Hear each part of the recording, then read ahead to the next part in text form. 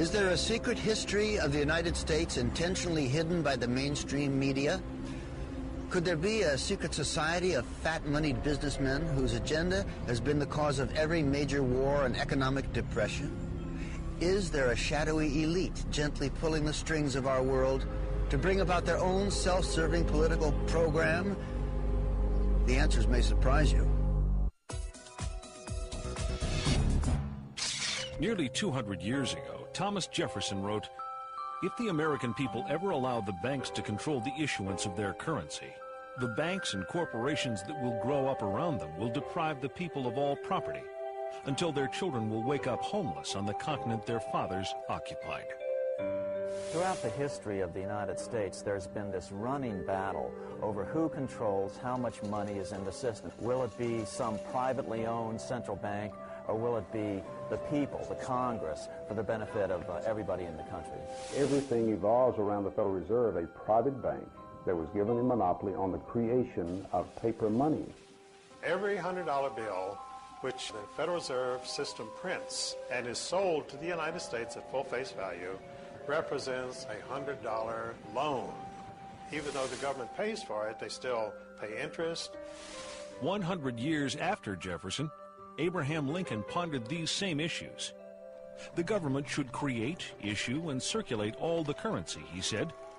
Creating and issuing money is the supreme prerogative of government. Adopting these principles will save the taxpayers immense sums of interest, and money will cease to be the master and become the servant of humanity. What do the fears expressed by Jefferson and Lincoln and modern-day economists have to do with what President George Bush called the New World Order? It's a conspiracy. What else can you call it? It's a conspiracy against the people of the United States and of the Western world. Just when you think you're ahead of the game, someone changes the rules. This week, we'll visit the scene of a crime so huge that most of you will not believe it to be real, and so perfect that even today, 86 years after the fact, few realize that the crime even took place. The creation of the Federal Reserve System was about more than just money. Some refer to it as the secret birth of a criminal conspiracy to rob the American middle class of its hard-earned wealth.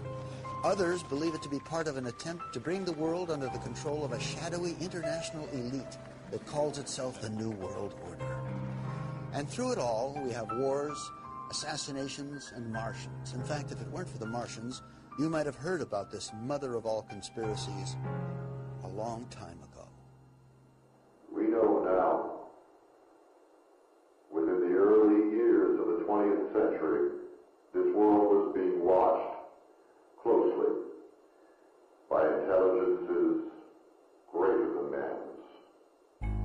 On October 30th, 1938, the Mercury Radio Network interrupts the music of Ramon Raquello and his orchestra from the Park Plaza Hotel of New York City for a special news bulletin. The infamous War of the Worlds broadcast begins with its terrifyingly real description of an invasion from Mars. And before the night is out, 1 million people will run panicked into the streets. I'm extremely surprised to learn that a story which has become familiar to children through the medium of comic strips. After what has been a closely guarded secret for nearly 50 years, Orson Welles' original broadcast turns out to be no mere show business stunt. Should have had such an immediate and profound effect upon radio listeners. But instead was a complex psychological warfare test conducted by C.D. Jackson for the Rockefeller Foundation. When the results are compiled nearly 2 years later, they are released to an elite whose names most men will not speak of over a whisper. Among them groups like the Bilderbergers, Trilateral Commission, CFR, and the Federal Reserve. C.D. Jackson was the equivalent of being the head of the National Security Council in the White House under Eisenhower. He was the chief of psychological warfare.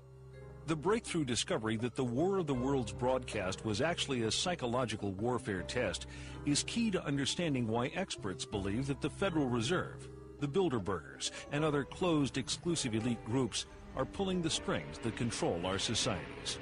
Well, it's a fraternity. They have a common objective, and this common objective is to maintain control. America grew so rapidly and became wealthy so quickly that really we've always been the thorn in the side of this New World Order crowd. They've just never been able to get us completely under their control. So America is the target, and once they finally get us subdued, the rest of the world would fall very quickly. Moguls like the late J.P. Morgan, a man so excessively wealthy his likeness adorns the tycoon card in the board game Monopoly, are all safely cloaked behind their own carefully constructed versions of history. But are the private agenda of these select few woven permanently into the fabric of world economy? Are we simply the unwitting pawns in a game whose rules were written amidst the clandestine corridors of private social clubs 100 years ago or more? Hundreds of miles south of the banking capital of the world, New York City, just off the coast of Georgia, Jekyll Island provided a winter retreat to the rich and famous. This tiny ocean getaway was formerly owned by the monopoly man himself, international financier J.P. Morgan. Here, in a conclave intended to remain secret forever, 6 international bankers plan what is to become America's most powerful private institution, the Federal Reserve System.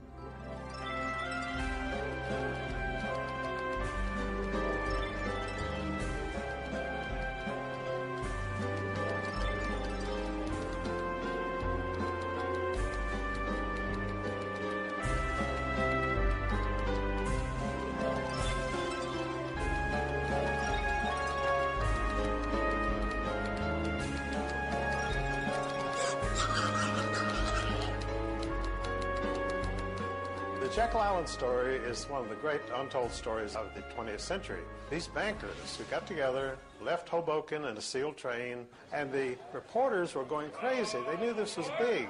These were 5 of the biggest bankers in the world getting on this sealed train. The reporters wanted to know what the hell was going on. And they didn't know for years what had happened.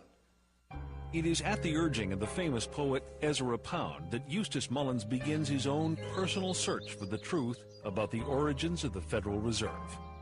Ezra Pound's young artists and writers, friends, were killed during World War I. Ezra wanted to know why they died. Digging book by book, row by row, in the entire economics section of the Library of Congress, I found this little magazine with the Jekyll Island story in it. When I took that to Ezra Pound, he was so thrilled. It was the biggest discovery of his life. In fact, Ezra Pound called the Jekyll Island story the biggest detective story of the 20th century. But why? Andrew Gray, grandnephew of one of the 6 men who met to plot the creation of the Federal Reserve System, scoffs at talk of secret cabals. Well, I'm asked whether the Jekyll Island meeting can be automatically classed as a conspiracy. And the answer, first of all, is that the need for secrecy does not necessarily imply conspiracy. Very important legislation of any kind cannot be drafted in public forum. Back in 1910, they called themselves the Jekyll Island Club. Collectively, members represented more than 1/6 the wealth of the entire world. So anxious were they to keep any knowledge of their meetings secure, they used code names even when talking to friends. "We're going to Jamaica," they would say. And those in the know would understand they were traveling to Jekyll Island. The immediate excuse was the money panic of 1907, which was engineered by Jacob Schiff and the Rockefellers to gain control of some corporations they were after. And so then they said, look, we've got another nationwide panic, we've got to have banking reform. The birth of the Federal Reserve System, we know, was at Jekyll Island, Georgia, in a secret meeting that took place that was attended by Senator Aldrich, who was the chairman of the banking committee, and whose son I knew, incidentally, Winthrop Aldrich, when he was chairman of the Chase Bank. The Aldrich Bill, as it was initially called, received such violent opposition from Democrats and reformers like William Jennings Bryan that despite avid lobbying by the monopoly men, the bill quickly went down to defeat. Once the Aldrich Bill flopped, the bankers immediately moved to Plan B. It didn't work from trying to push it through with Republicans, so they tried to push it through with Democrats. We had, in 1912, a very popular president, a Republican named William Howard Taft. The bankers needed Woodrow Wilson to sign this act into law. He did not have much charisma. He had not a chance against William Howard Taft.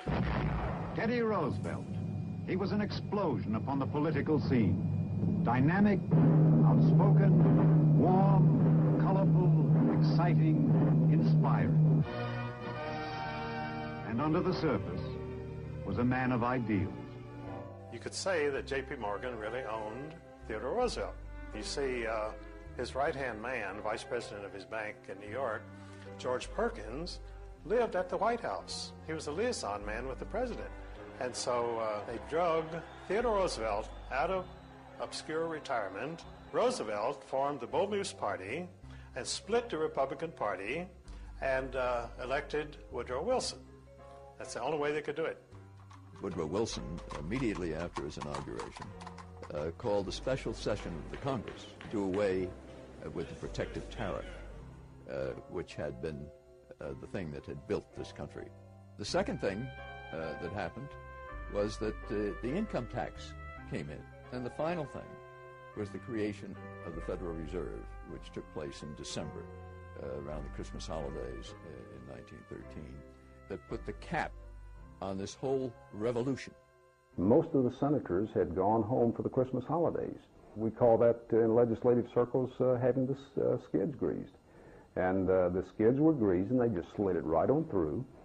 Without much fanfare, the president signed it. It became law of the land. One of the major opponents during the Federal Reserve Act battle was Representative Charles Lindbergh from Minnesota, who, interestingly enough, was the father of aviator Lucky Lindbergh, the first guy to cross the Atlantic Ocean solo.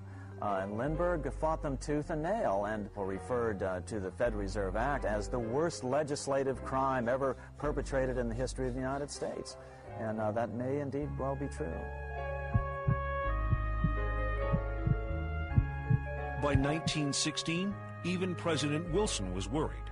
He lamented the growth of the nation, and all our activities are in the hands of a few men. Near the end of his life, Wilson said that he had been deceived into signing the Fed into law, reportedly murmuring just before he died, "I have unwittingly ruined my government."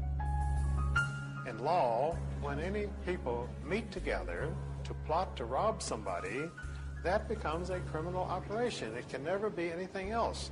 Throughout its subsequent history, it can never overcome that initial criminal beginning. And that's where we are today, a criminal syndicate. That's all it is. It's all it ever has been.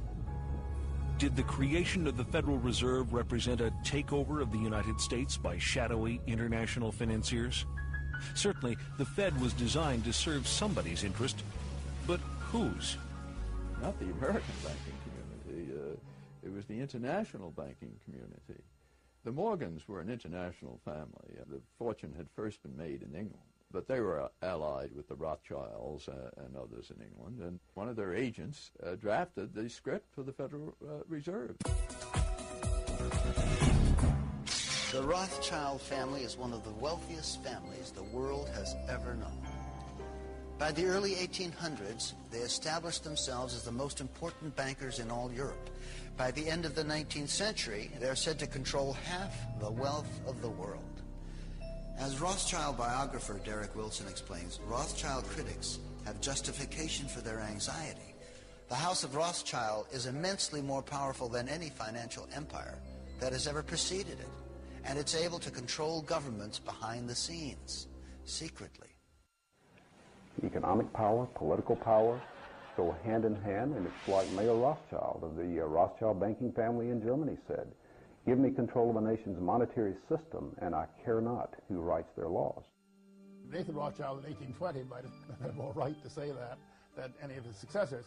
The statement is more or less absurd. The Federal Reserve does not control the money supply. The Federal Reserve influences the money supply. To say that the Federal Reserve only influences the money supply is like saying a robber with a gun to your head is only influencing you to give him his money. And of course, if you give him your money, you may be spared your life, but here again, you don't have your money anymore. there has been, in the last 30 or 40 years, a much greater international... The issuance of their currency. The banks and corporations that will grow up around them will deprive the people of all property, until their children will wake up homeless on the continent their fathers occupied. Throughout the history of the United States, there's been this running battle over who controls how much money is in the system. Will it be some privately owned central bank, or will it be the people, the Congress, for the benefit of everybody in the country? Everything evolves around the Federal Reserve, a private bank that was given a monopoly on the creation of paper money. Every $100 bill which the Federal Reserve System prints and is sold to the United States. Is there a shadowy elite gently pulling the strings of our world to bring about their own self-serving political program? The answers may surprise you.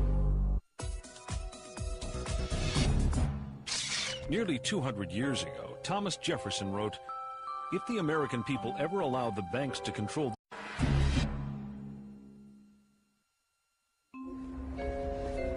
Is there a secret history of the United States intentionally hidden by the mainstream media? Could there be a secret society of fat-moneyed businessmen whose agenda has been the cause of every major war and economic depression? The States at full face value represents a $100 loan. Even though the government pays for it, they still pay interest. 100 years after Jefferson, Abraham Lincoln pondered these same issues. The government should create, issue, and circulate all the currency, he said,